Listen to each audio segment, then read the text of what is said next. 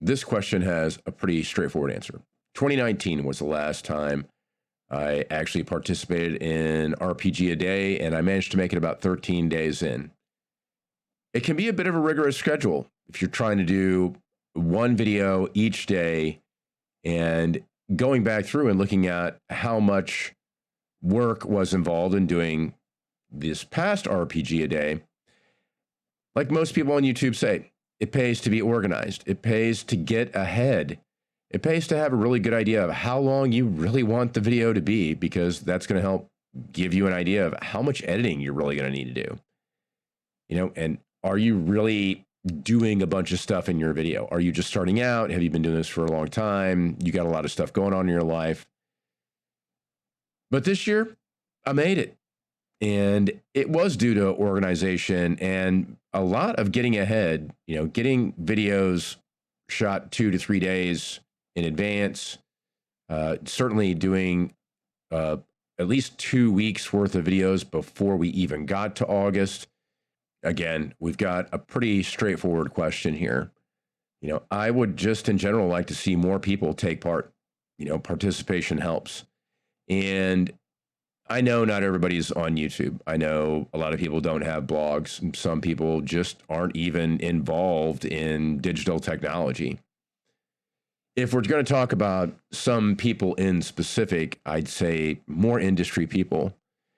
It's an easy topic. It's very low-hanging fruit. Yeah, I'm sure a lot of people are busy doing things and they've got a business or a job they're doing, and something like this may take up their time.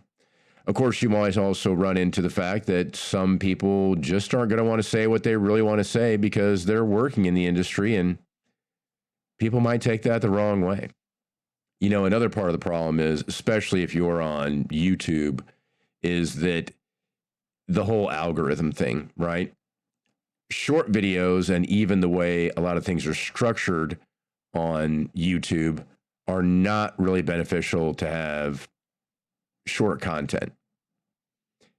They just don't really calculate these views. They really don't add up to viewership unless your videos are of really a certain length. I mean, if I still remember correctly, even though I've been out for a while and have come back, that your YouTube shorts don't really count towards the view minutes on your channel. And if you're already at a certain level, it might hurt you. Although a lot of YouTube so-called gurus might say otherwise. Now, this question's a little bit more involved, right? What should be done with the 10th anniversary in 2023? Well, of course, there's always the general review, right? Go back and take a look at what's been done before, see if anything can be done to improve it, gather up any information or feedback that's provided over the past 9 years of doing this, and see what people liked and didn't like. I think it was pretty obvious that a lot of people didn't like the idea of prompts. I understand how some people can struggle with something like that, and they feel like they might not be creative enough to use that as a way to jump off into a video. Questions, on the other hand, they can get a little, I don't know. It's hard to pick a favorite, right? It's hard to say, this is my favorite thing. And while we want to be positive about it, it's often very easy for me to think about what I don't like first. I don't want to go eat dinner at that restaurant. I don't want to go watch that movie before you actually come up with an idea of what it is you actually like. Think about some of the standard YouTube content formats, right? What are your top 3 games? What are your top 2 and why? Trying to single things out to just one very often is a little hard to do. So it's one of those things that, the re-examination and the rephrasing of those older questions might help on. Now, I know Instagram and Snapchat and all these places, a lot of these places have short form video content. So in some instances, if you've not got really a whole lot to say, it's very easy to just go to one of those places and do your videos and keep them under a couple of minutes. You're not going to do any editing, so what you get is what you get, kind of the raw, uncut thing, right? But if you want to have a YouTube channel, or you're trying to have a YouTube channel and you're struggling, and there's things that would be helpful, some of them might be resources. Having things like the graphics done, having things like a partial blurb or a blurb that could be modified for people to put in their video description that would already be preloaded with search terms and all that kind of fun stuff. The hashtag is definitely, something that's got to be still left in there, of course. But additional visual content, have some JPEGs with the question are already kind of filled out and in there that people could use in their video editing software. A thematic graphic that could be used that's a little bit more than just this big giant billboard list. Anything that could be done for someone on YouTube to create their content with less effort. If you saw my last video, that was probably the most effort I've put into posting up a video here for RPG a Day that I've done compared to all the other ones that I've done. So having a few resources, even if they're very simple resources, would be fantastic. Another thing is to make monthly or weekly themes a lot more obvious and a lot more straightforward.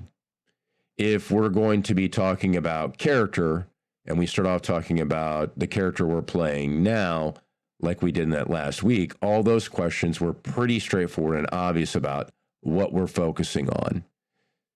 And that may be an easy way to break it up, to subdivide each week into a specific theme within a larger theme within the theme of RPG a Day 2023.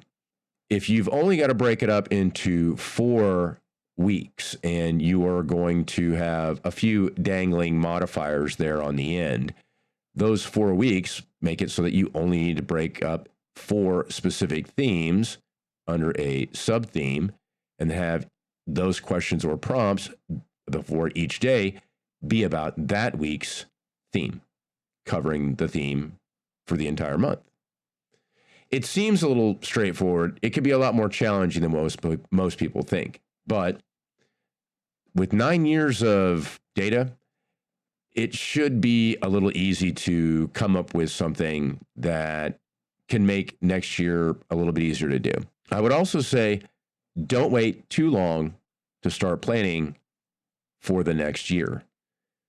If you're going to wait 2-3 months out, of course, there's a lot more time in there than you think for last minute things to come up and cause delays. And it's not like you got to work on it the whole time over the next year. You could always just sit down one day every month and say, I'm going to work on this week's theme. I'm going to work on this week's questions, finding some interesting graphic element that helps to drive the theme that we're going to use. Employ other people who might be willing to volunteer to help in the effort to make it a little bit more visually interesting. It's very easy to fall into the trap of this is what we've always done and this should always work, but it's also kind of nice and handy to have different things come out every year. Maybe next year you settle on a different type of theme of genre for each week. You go over 4 genres, and each day could be a variation either of the subgenre within that header, like science fiction horror this day, or this week's theme is just science fiction, allowing you to kind of broaden it a little bit more on each day. There's science horror, there's science fantasy, there's science western. Fantasy is a pretty broad umbrella. It basically covers anything you can fantasize about. Here we are at the end of 2023's RPG a Day for August. It's been great. The timing was perfect for me to get a chance to jump back in. I apologize for the early start on the audio and having difficulty getting that down. Hopefully by now we're kind of seeing a little bit more improvements after whipping out 30 videos, almost one every day, or so to speak, every day, and working our way through it. I want to thank you all for coming by and stopping in and checking out the channel, and I look forward to broadening my horizons into future content and getting a chance to just dip my toes back into YouTube and start to expand and grow the people who participate in the hobby. As always, appreciate you coming by. Get out there and play more games. Try to introduce a few more people if you can, and be cool with each other.